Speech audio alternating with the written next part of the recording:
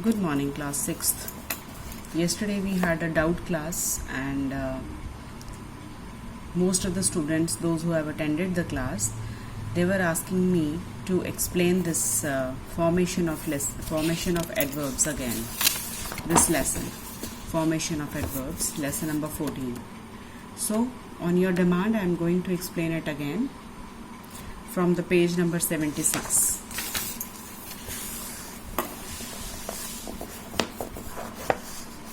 So up till here we have it was very much clear to all of you that most of the adverbs are formed by adding ly to them, most of the verbs, and the largest group of adverbs are adverbs of manner. They tell us about how the action takes place, in which manner the action has taken place, किस तरह से वो action हुआ है. Adverb of manner हमें ये बताता है.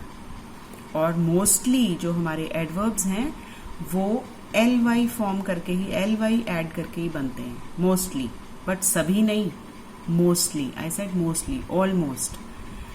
You can say 80% but not 100%. 80% means mostly adverbs are form by adding L Y to it, and adverbs of manner are the largest group of adverbs. These are the largest group of adverbs.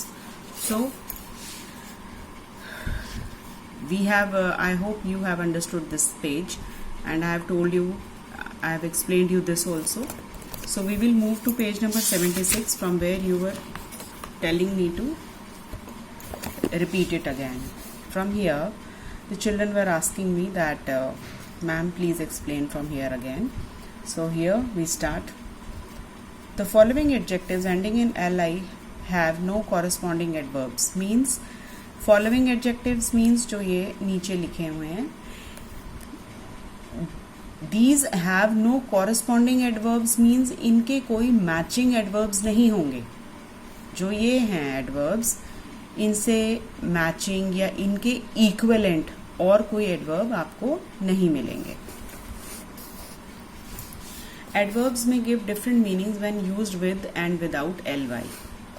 Today I have sent a PPT also. You should, all of you, class 6th and AB, class 6th AB, both the sections, they will listen to the PPT and they will try to understand. Everything have been explained through the slides, and all of you, please go through it and listen to it attentively. So there is a word hard, and here it is ly, added ly to it.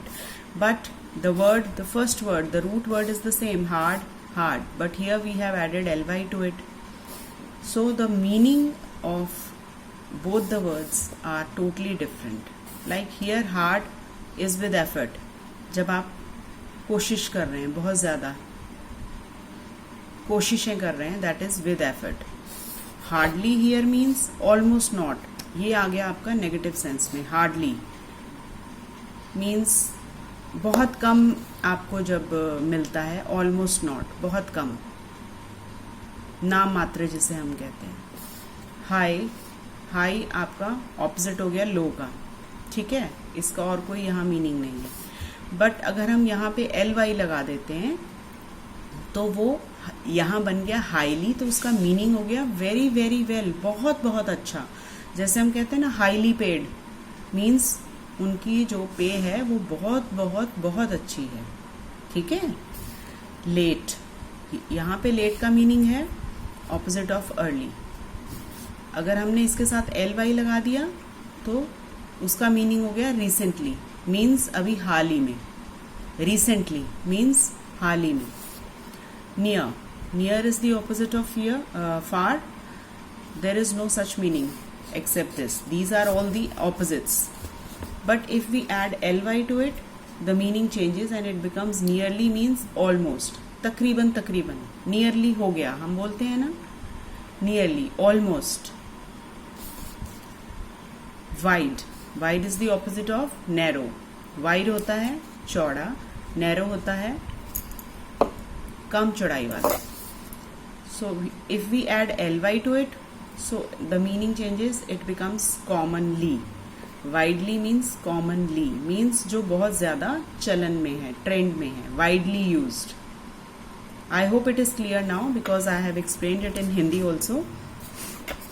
The meaning of these adverbs can be understood well in the following sentences. Param worked hard to pay off his loans. Here he worked hard. He has worked hard means here it is just just the meaning with effort, means उसने बहुत efforts किए हैं.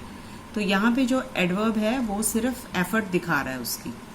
ही has worked hard, that's it, to pay off his loan. उसने अपने loan पे करने के लिए बहुत ज्यादा एफर्ट्स किए हैं. I can hardly wait for my birthday. Here the adverb hardly. Now L Y is joined with it, so here the meaning of the adverb changes. Here it means hardly means almost not. I can hardly wait, कि मुझसे मेरे birthday की बिल्कुल भी wait नहीं हो रही है. समझ गए आप? Tony through the ball high into the air. Tony through the ball high. यहाँ पे हाई क्या है? ऑपोजिट ऑफ लो, मीन्स ऊंचा गेरी, उसने काफी ऊंची बॉल गेरी. The businessman is highly successful in what he does. Here highly means very very well, means ये जो businessman है वो बहुत बहुत successful है जो भी वो काम करता है. The businessman is highly successful in what he does, means here the meaning of highly is very very well. You can see that how the meaning changes when we add ly to it. Here it was hard, it means with effort. Here it is hardly, it means almost not, बहुत कम. Here it is high, it means the opposite of low, and here it is highly, it means very very well, means बहुत बहुत अच्छा. Now come to page number 77. Today our class began late. आज हमारी class let start हुई. यहाँ पे क्या है लेट का मीनिंग? अर्ली का opposite, simple. The weather has been cold lately. यहाँ पे lately का क्या मीनिंग हुआ? Recently. आजकल जो वेदर है वो बहुत ठंडा है. That's it. I held my breath as the squirrel crept near to get the nuts. I held my breath means हम बोलते हैं ना कि एकदम मेरी सांस रुक गई. I held my breath as the squirrel crept near to get the nuts. Means जैसे ही स्क्वेरल मीन्स ये गिलहरी होती है, you can see in the picture. Crept means पास आना, धीरे धीरे पास आना. Crept means coming near, near to get the nuts. So here the meaning of the near is opposite of far. पास आई, स्क्वेरल जैसे ही पास आई मेरी सांस रुक गई. I have nearly finished reading the book. Nearly finished means almost मैंने वो बुक खत्म कर ली है. समझ आ गया? She open the door wide. उसने दरवाजा एकदम पूरा खुला खोल दिया. Newton's theory is widely believed, means Newton is a very famous scientist. So उसने जो थ्योरीज बनाई हैं, उसकी जो थ्योरीज हैं वो बहुत कॉमनली यूज की जाती हैं, मीन्स सबको मालूम है. और उसकी थ्योरीज बहुत क्या मीन्स सब लोग कॉमनली यूज करते हैं. मुझे उम्मीद है, आई होप दैट अब आपको सारा समझ आ गया होगा. Now we move to the next.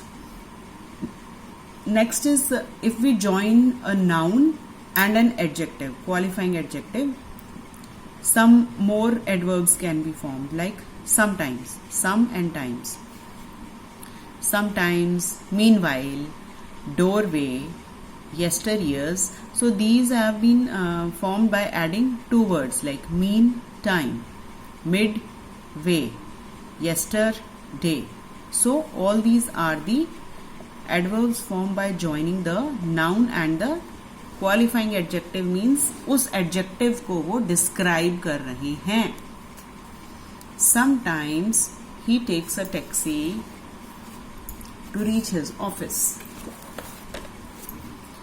यहाँ पे sometimes हमें क्या बता रहा है कि कभी कभी he takes a taxi. ठीक है. We are midway to the railway station.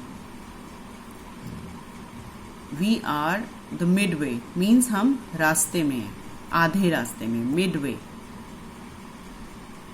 I will buy some shorts at the weekend. Weekend पे मैं अपने लिए कुछ शॉर्ट्स खरीदूंगा. मीन वाइल मीन्स फिलहाल मुझे ट्राउजर्स ही पहनने पड़ेंगे. He stood in the doorway. वो दरवाजे के रास्ते में खड़ा हो गया. We attended his birthday party yesterday. हमने कल उसकी बर्थडे पार्टी अटेंड की थी. Clear? By joining adverb of place with preposition. So here we have some new adverbs that are formed by joining the adverb of place plus preposition. Like there. There is a adverb of place and by हमने साथ लगा दिया उसके, तो वो बन गया there by. There by means by that means. There by means by that means. इनके मीनिंग मैंने आपके लिए लिख दिए हैं क्योंकि आप लोग कल कह रहे थे कि हमें समझ नहीं आ रहा, इसीलिए मैंने आपके यहाँ पे मीनिंग्स लिख दिए हैं इजी लैंग्वेज में.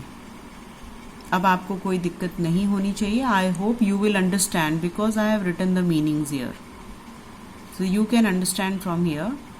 There bye means by that means. Diets that are high in saturated fat.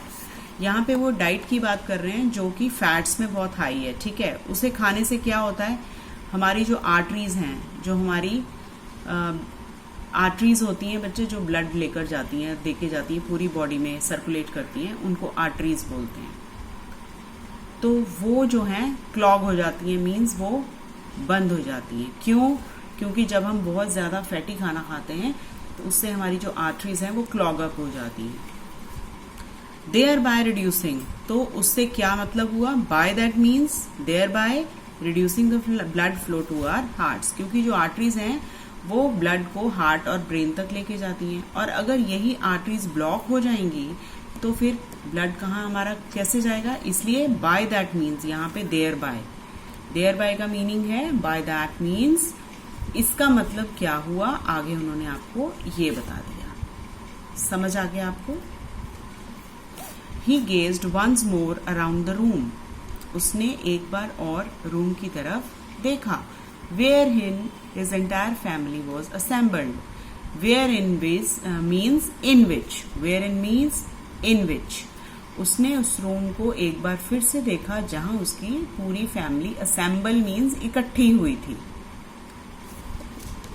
Leaders need to devise some sort of system whereby people can easily approach them. Leaders need to devise some sort of system. Leaders को कोई ऐसा system बनाना चाहिए where by. अब यहाँ पे where by का मतलब है बाय विच, जिससे कि लोग उसे इजीली यूज कर सकें, उस तक पहुंच सकें. क्लियर?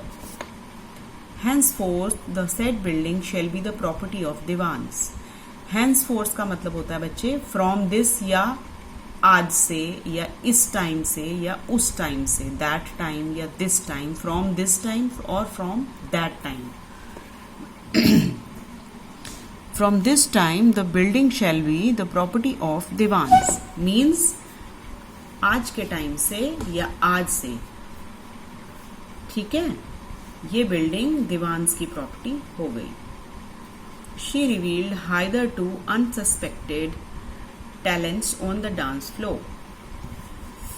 Hither to means होता है बच्चे until now, अब तक.